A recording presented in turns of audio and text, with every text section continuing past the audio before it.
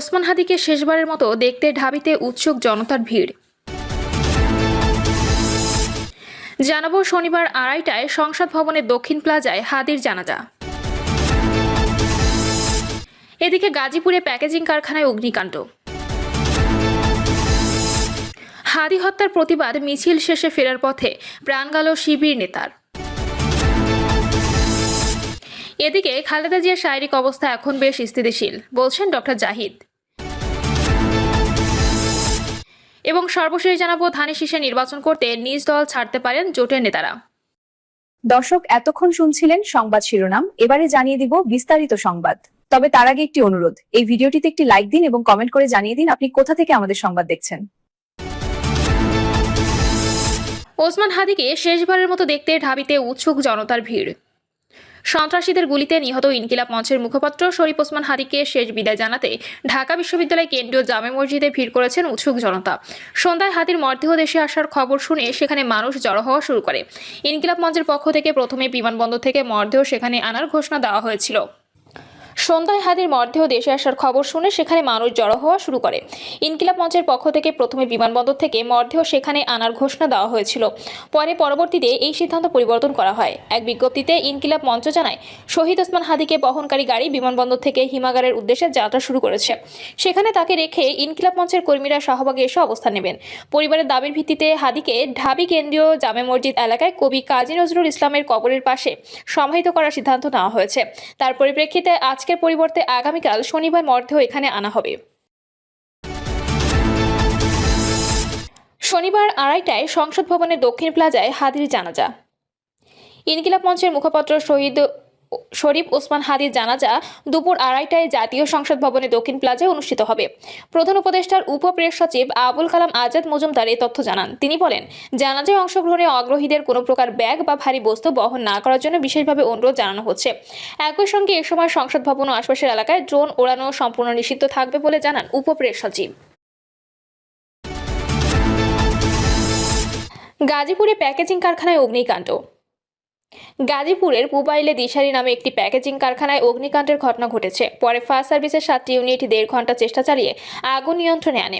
শুক্রবার বিকালে গাজীপুর মহানগরীর 41 নম্বর ওয়ার্ডের বসুগাঁও সাজন ফিলিং স্টেশন সংলগ্ন এলাকায় এই অগ্নিকাণ্ডের ঘটনা ঘটে। স্থানীয়রা জানায়, বিকেল 3টার দিকে পুবাইলের বসুগাঁও এলাকায় দিশারি প্যাকেজিং কারখানায় আগুনের সূত্রপাত ঘটে। এ সময় কারখানার কর্মী স্থানীয়রা আগুন নেভানোর চেষ্টা করে ব্যর্থ হলে ফায়ার সার্ভিসকে খবর দেন। পরে ফায়ার সার্ভিস ও সিভিল ডিফেন্সের সদস্যরা সংবাদ পেয়ে ঘটনাস্থলে পৌঁছে আগুন নিয়ন্ত্রণে কাজ শুরু করেন। বিকেল 4:30টার দিকে আগুন নিয়ন্ত্রণে আসে। বিষয়টি নিশ্চিত করে ফায়ার সার্ভিস ও সিভিল ডিফেন্সের গাজীপুরের উপসহকারী পরিচালক মোহাম্মদ মামুন জানান, আগুনে ক্ষয়ক্ষতির পরিমাণ এবং আগুন লাগার কারণ তদন্ত সাপেক্ষে জানা যাবে। হাদি হত্যার প্রতিবাদ মিছিল শেষে ফেরার পথে প্রাণ গেল শিবির নেতার। বগুড়ার শেরপুরে ইনকিলাব মঞ্চের মুখপাত্র শরীফ ওসমান বিন হাদিকে হত্যার প্রতিবাদ ও বিচারের দাবিতে আয়োজিত মিছিল শেষে বাড়ি ফেরার পথে সড়ক দুর্ঘটনায় প্রাণ হারিয়েছেন ইসলামী ছাত্র শিবিরের এক নেতা। পুলিশ ও প্রত্যক্ষদর্শীরা জানান, শুক্রবার জুমা নামাজের পর শেরপুর বাসস্ট্যান্ড কেন্দ্রীয় জামে মসজিদ থেকে সর্বস্তরের ছাত্র জনতার ব্যানারে শহীদ ওসমান বিন হাদির হত্যাকারীদের বিচারের দাবিতে একটি বিক্ষোভ মিছিল বের করা হয়। আর এই মিছিলে অংশ নেন শিবির নেতা রাফিউল করিম। কর্মসূচি শেষে মোটরসাইকেল যোগে বাড়ি যাচ্ছিলেন তিনি। এক পর্যায়ে ঢাকা বগুড়া মহাসড়কের মহিপুর পৌঁছালে অজ্ঞাত পরিচয়ে যাত্রীবাহী বাস মোটরসাইকেলটিকে সজোরে ধাক্কা দেয়। এতে ঘটনাস্থলে মারা যান ওই শিবির নেতা। ইসলামী ছাত্র শিবিরের শেরপুর শহর শাখার সভাপতি রাকিবুল ইসলাম রাকিব ঘটনার সত্যতা নিশ্চিত করে বলেন, সড়ক দুর্ঘটনায় নিহত রাফিউল করিম শিবিরের সাথী ছিলেন। তার এই অকাল মৃত্যুতে গভীর শোক জানিয়ে এই শিবির নেতা বলেন, ঘাতক বাসটিকে চিহ্নিত করে চালক হেলপারকে আটক করে আইনের আওতায় আনার জন্য জোর দাবি জানান। শেরপুর থানার ভারপ্রাপ্ত কর্মকর্তা ইব্রাহিম আলী বলেন, সড়ক দুর্ঘটনায় নিহতের ঘটনাটি শুনেছি, তবে বিষয়টি হাইওয়ে পুলিশ দেখভাল করছেন।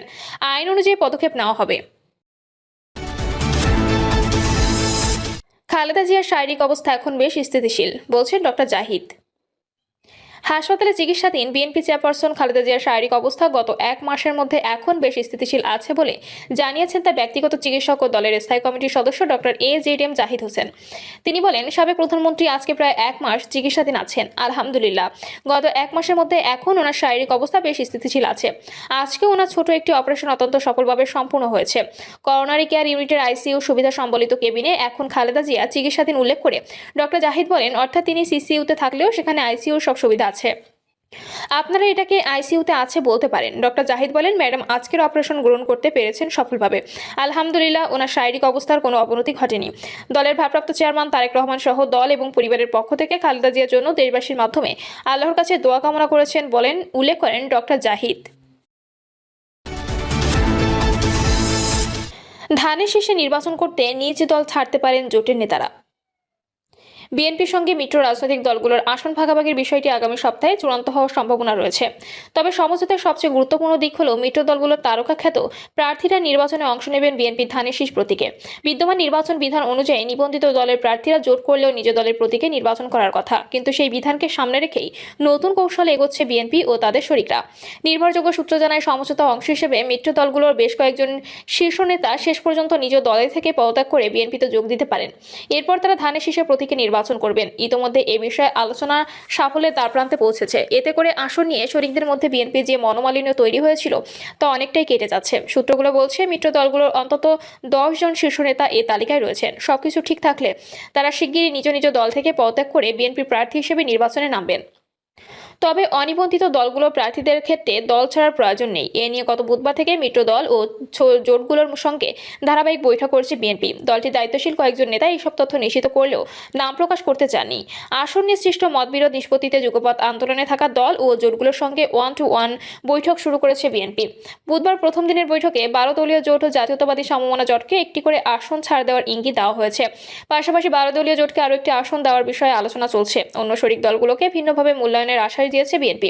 নির্ভরযোগ্য সূত্রে জানা গেছে, পিরোজপুর 1 আসনে 12 দলীয় জোটের প্রধান ও জাতীয় পার্টি এর নেতা মোস্তফা জামাল হায়দার এবং নড়াইল 2 আসনে জাতীয়তাবাদী সমমনা জোটের সমন্বয়ক ও এনপিপি চেয়ারম্যান ফরিদুজ্জামান ফরহাদকে আসন দেওয়ার বিষয়ে সবুজ সংকেত দিয়েছে বিএনপি। নাম প্রকাশে অনিচ্ছুক বিএনপি 2 নীতি নির্ধারক জানান, জোট করলেও নিজ দলের প্রতীকে নির্বাচন করার বিধান থাকায় ভোটের বাস্তবতা বিবেচনায় রেখে আসন ছাড়ের বিষয়ে সতর্ক অবস্থান নিয়েছে বিএনপি। তাদের মতে বিএনপির সমর্থন থাকলেও জোট ও ছোট দলগুলোর অনেক প্রার্থীর ক্ষেত্রে নিজ দলের প্রতীকে জয়ী হওয়া কঠিন হতে পারে। এই কারণে ছোট দলের শীর্ষ নেতারা ধানের শীষ প্রতীকে নির্বাচন করতে আগ্রহী।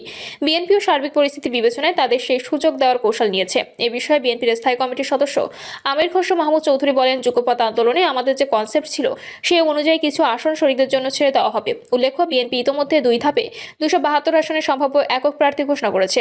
এখনও 28টি আসন ফাঁকা রাখা হয়েছে। নির্বাচন কমিশনের তফসিল অনুযায়ী আগামী 12 ফেব্রুয়ারি ত্রয়োদশ জাতীয় সংসদ নির্বাচনের ভোট গ্রহণ অনুষ্ঠিত হবে। মনোনয়নপত্র জমা দানের শেষ দিন 29 ডিসেম্বর। বিএনপির একাধিক সূত্র জানায়, নিবন্ধিত মিত্র দলের বেশিরভাগ নেতা দল থেকে পদত্যাগ করে বিএনপিতে যোগ দিয়ে ধানের শীষে নির্বাচন করতে আগ্রহী। অনিবন্ধিত দলগুলোর প্রার্থীরা আগেই ধানের শীষে নির্বাচন করতে সম্মত হয়েছেন। মোস্তফা জামাল হায়দার ও ফরিদুজ্জামান ফরহাদ জানিয়েছেন, বিএনপির সঙ্গে তাদের আলোচনা ফলপ্রসূ হয়েছে এবং তারা ধানের শীষ প্রতীকে নির্বাচন করবেন। প্রিয় দর্শক, এই ছিল এখনকার সর্বশেষ সংবাদ। আপডেট সব সংবাদ পেতে চ্যানেলটি সাবস্ক্রাইব করে বেল আইকনটি ক্লিক করে রাখুন।